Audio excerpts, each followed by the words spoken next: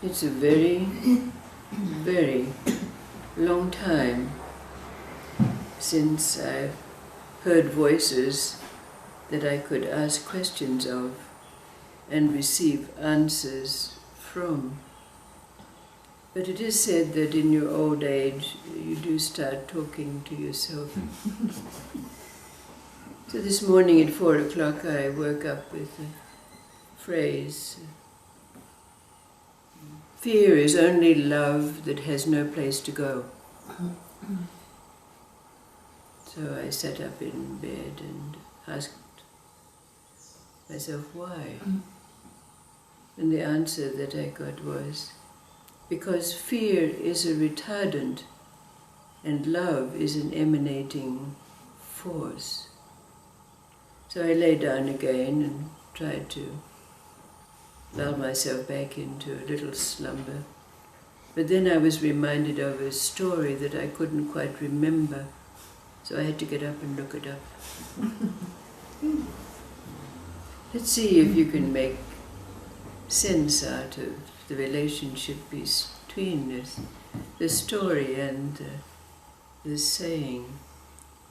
And it's a saying about that Jewish man who happened to have as his occupation that of conducting circumcisions. But even though he considered himself a good man because he did not charge those who were very poor for his services, it was known abroad that he was the most miserly of men. A lot of his time he spent turning the key in his coffers, counting his wealth. But one day, a very beautifully capriccioned carriage came to his door, and a man stepped out and came to him and asked him would he conduct a circumcision for him. Well, the miserly man, seeing the wonderfully adorned carriage that the man was, thought to himself there would be a nice cost in this, so he went along with him very willingly. But in the carriage it seemed that they were travelling a very, very great distance, and our miser started to get very worried when they came into what seemed to be quite a wilderness. But then all of a sudden before them was this wonderful palatial edifice. And so the miserly man was invited into this residence that was filled with all kind of wonderful artifacts.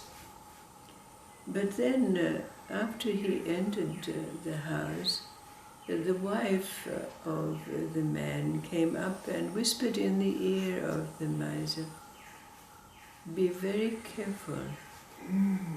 My husband is not what he seems. In fact, he is a spirit.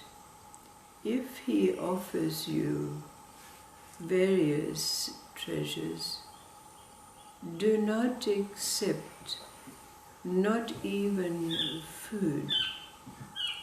Otherwise, you are in great danger." So as it happened, the man invited him into a place where there was a great feast laid out, and he was invited to partake of this feast. But remembering what the woman had said, he refused. Then when he was taken into a room where there were jewels of all kinds, and he was invited to take what he wanted, he again remembered what was said and refused. Then they went into a room where it was filled with silver. Again he refused the offer to take what he wanted, even though he coveted this wealth. Again he went into a room that was filled with gold. Again he refused. And then he was taken into a room that had nothing in it except an array of keys on the walls. And as he looked around, he saw a key that was like the key to his own coffers. And as though reading his mind, the man said, "Yes, this is your key.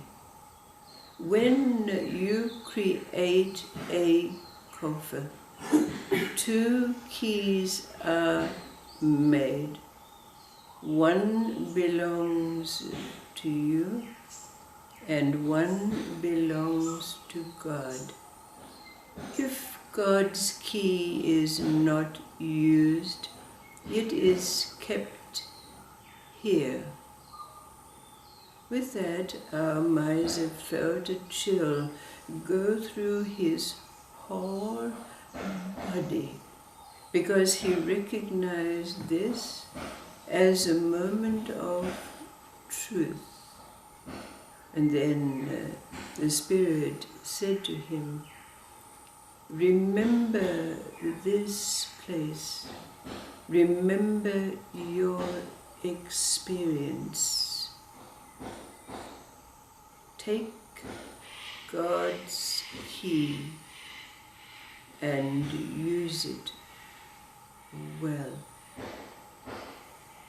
The miserly man knew immediately what his fate would be if he did not take this key.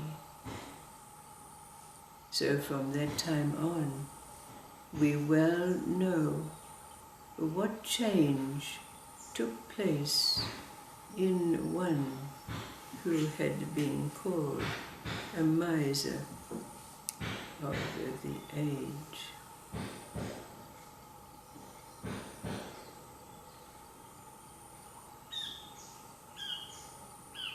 What relationship do you see from our recognition that fear constrains us, is a retardant, and love is that force, that emanation, only an emanation? What's the meaning of this story for you?